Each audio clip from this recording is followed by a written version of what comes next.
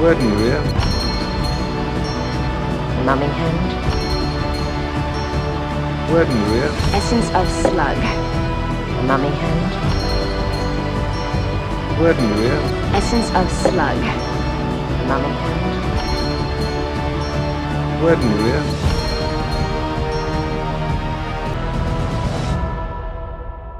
Hello, and welcome to another episode of It's Time to Rewind, a podcast trapped in its own time loop, right along with the movies we discuss. This season is the serial bomb, and we're looking at Buffy the Vampire Slayer and Angel, starting with Buffy Season 6, Episode 5, Life Serial. Today we're discussing the third loop, starting at 24 minutes and 22 seconds with the bell ringing and the female customer walking in, and ends at 25 minutes and 22 seconds with the mummy hand choking out the customer. Today my guest is Declan Craggs. How are you doing today? I'm great, thank you. How are you? I'm doing pretty well. I have you on for the next three bits of this montage.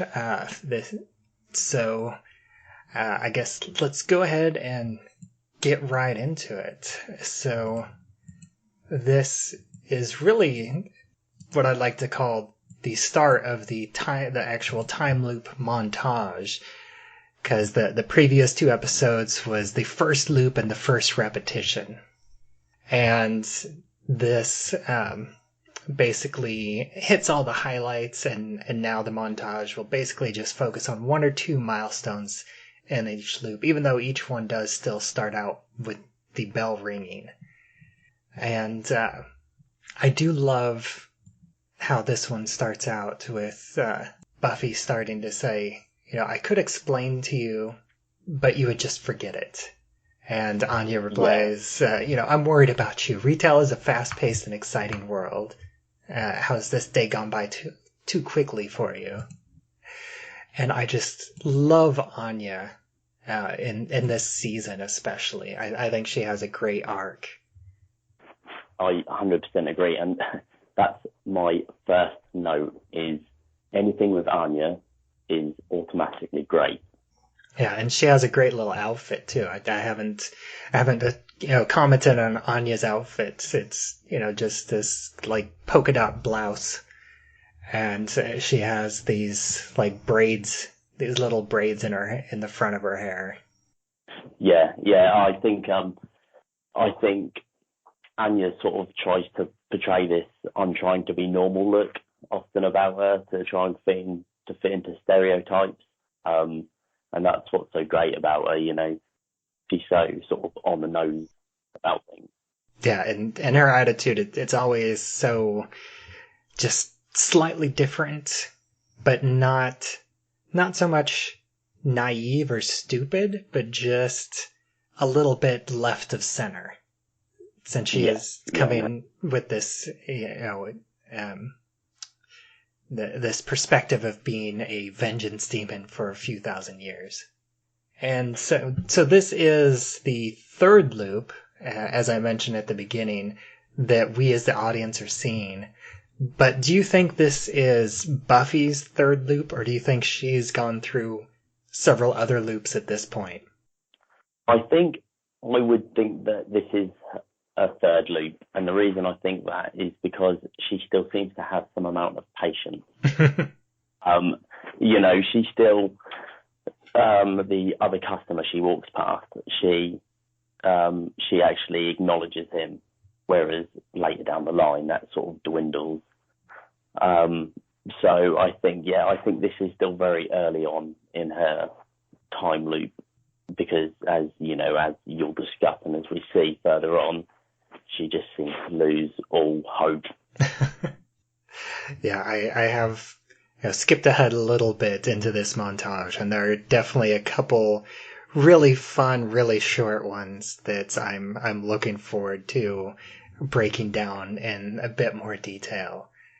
But she is already starting to have some fun with it as Giles, comes in, and I love Giles because every time he's on here, he has almost the exact same series of movements and his quotes, because almost everybody else, they change things up a little bit from loop to loop. It's not a 100% repetition, but Giles is just, good old reliable Giles, just the way that, he looks at his book and takes off his glasses and cleans them and talks the same way. And yeah, and I think that says a lot about Giles as a character, doesn't it? Yeah, especially at this point in the season, because he, this is the season where he leaves and he's gone for a large chunk of the season.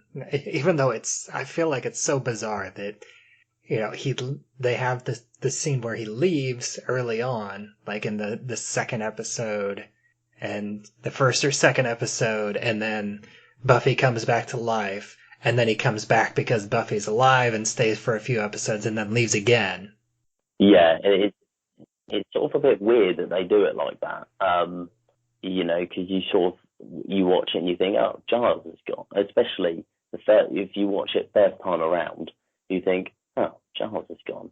And then he reappears and you think, oh, thank God, Giles is back. I think you feel that relief with the characters, don't you? Oh, I feel safe, Giles is back. Then he goes again. And you're like, oh no, Giles is gone. Oh, thank God, Giles is back.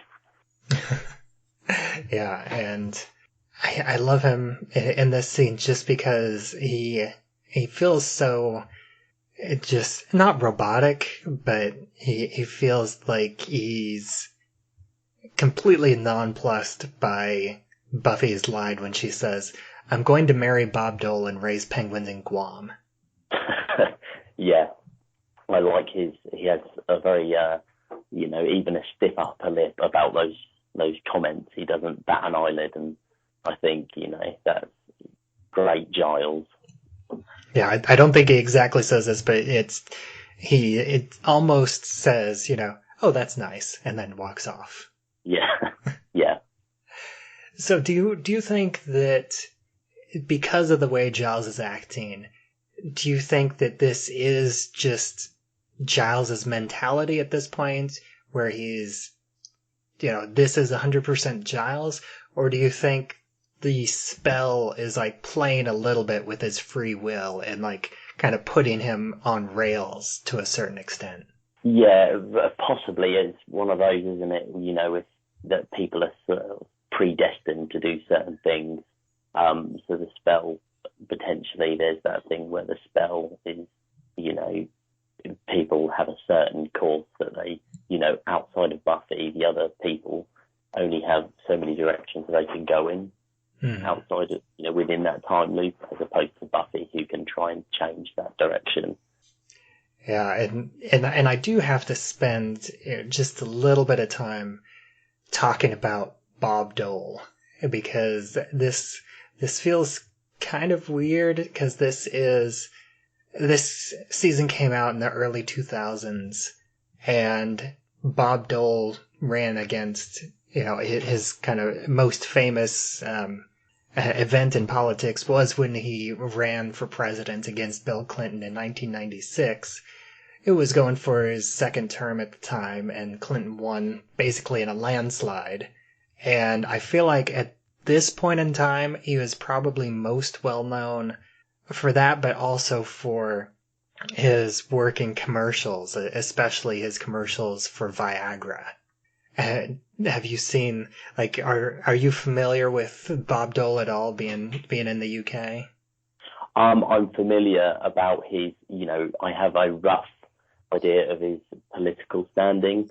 Outside of that, you just mentioned that his involvement in commercials, especially Viagra, that is news to me, which I think is great, and all politicians should do that.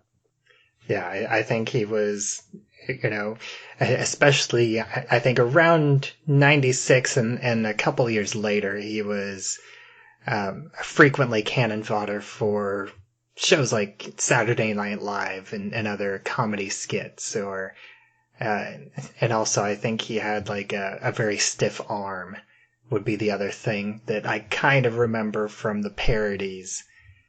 But other than that, I'm not.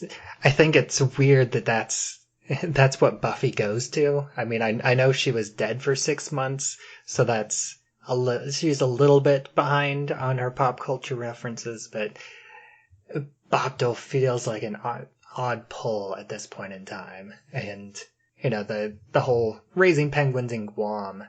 I think Guam is something that I think if you ask most people were to point to Guam on a map, I think most people, myself included, would not be able to find it. And it's actually, it is a part of the United States. It's very similar to Puerto Rico, which, these days Puerto Rico is a bit more well known because of the hurricane and everything a few years back. But Guam is similar to where it's another island, except it's a little bit farther. It's like the westernmost part of the United States. And, the people that live there are technically U.S. citizens, but they can't vote. And the population is only 168,801, which compared to Hawaii's population, which is 1.4 million, it's a very small part of the United States. And I think it's also like a part of Micronesia is the area where it is, like just farther west than Hawaii. Yeah, I think that just, the fact of Guam's completely random, it's such a random place to pick, and raising penguins there, and the Bob Dole reference, it's obviously, meant to be a totally obscure thing for someone to say. And I wonder if part of it was, Buffy testing to see what happens if she says completely random things, and and the effect that has on people around her. Yeah, she's already just trying to play with the time loop a little bit. But as she walks past the male customer, she does at least give him the lemon candle as she walks past. She doesn't really interact with him at all, but she does give him what he's looking for. And she also doesn't really interact with the female customer.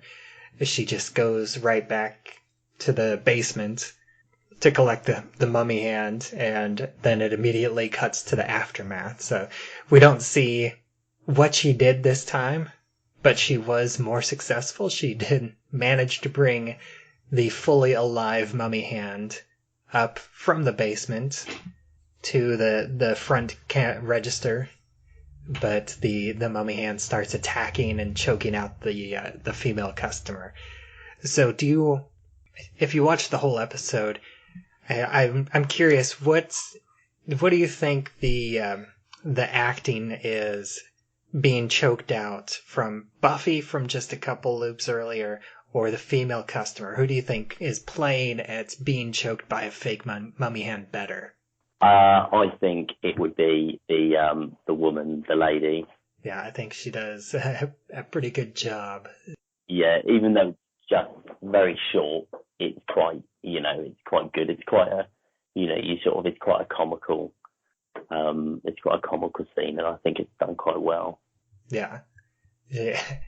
And I love the little, the extra moment where Buffy does manage to pull the hand away for a couple seconds, but then it goes right back to being clamped on the woman customer's neck. And that is, that's where this loop ends. So did you have anything else that you wanted to say about this loop? This is the montage, so this is really where the loops are getting a lot shorter. This one was only exactly 1 minute long, and they only get shorter from here on out. Yeah, no, I think this loop, it's a good setup. I think this loop is a good setup for the rest of the loops. I think it's good, like sort of touched on earlier, it's good to show a scene, sort of a loop where she still, has some hope that she can solve this problem. I would say I did notice, I thought it was quite funny how she struggles with the mummy hand. you see her fight all sorts of demons, don't you? And she struggles with a small mummy hand, which I always thought was quite funny because I thought, come on, Buffy, it's just a mummy hand. Yeah, and I didn't think about it before, but I am curious, like what sort of, I mean, I guess the answer would be magic, but what sort of force, like how the mummy hand is able to move and like exert that force where it's basically not really pushing off of anything whenever it's just there in the air. Like whenever it was on the box, you could say, it was using its fingers to move itself around. But in this case, it's just like in the air with nothing really to push off against, except, I guess, the magical force that's able to move itself around. Yes, I guess that's the beautiful mystery of magic. All right, well, these are most likely going to be shorter episodes. I do have some other talking points, but I'm going to save that for an even shorter loop here and just a couple episodes away. But I'd like to thank you for joining me and taking a few minutes to break down this short loop in this montage. I love breaking these down this way. I know, actually, I didn't think about this. I always think of myself as being part of the Movies by Minutes community, even though most of my the clips that I'm looking at are either longer or shorter than a minute. But I just remembered that this loop is exactly 1 minute long. So this is you put the nail on the head with this one, haven't you? Yeah, so this one is, I think, the only episode that I've done that is exactly a Movies by Minute, or technically TV shows by minute, for this season. But I think it's worth calling that out. Still counts. So Declan, thanks for joining me today. And I know you don't have any podcast of your own at the moment, but do you have any social media, or do you have any other guest appearances that you want to promote for anybody that wants to find you and maybe your future work online? Do you have anything to promote at all? At the moment, I don't. All I'll say is watch this space, because the more and more I listen to podcasts about the Movie by Minutes podcast, your podcast, I'm getting closer and closer to the point where I'm going to do my own. I can't resist any longer. Yeah, it's definitely something that's, once you start listening to them and doing them yourselves, it's almost a guarantee that you'll start doing your own. And it's a lot of fun. I enjoy it. I've been doing podcasts for many years now, and I still just really enjoy the heck out of it. And as for me, I'm Bubbawheat, and you can find me at flightstitesandmovienights.com. You can find me on Twitter, where I'm at Bubbawheat. You can find this show, It's Time to Rewind, on Anchor.fm, as well as anywhere else that you listen to podcasts. We also have a Facebook group, It's Time to Rewind, a time loop group. You can join that and discuss episodes as they come out, or have discussions on time loop movies, TV shows. Anything else there is welcome. And our theme song for this, it was by Epic Trailer Music UK. I'd like to thank them for allowing me to use their music for that. Until next time, grr. Arg.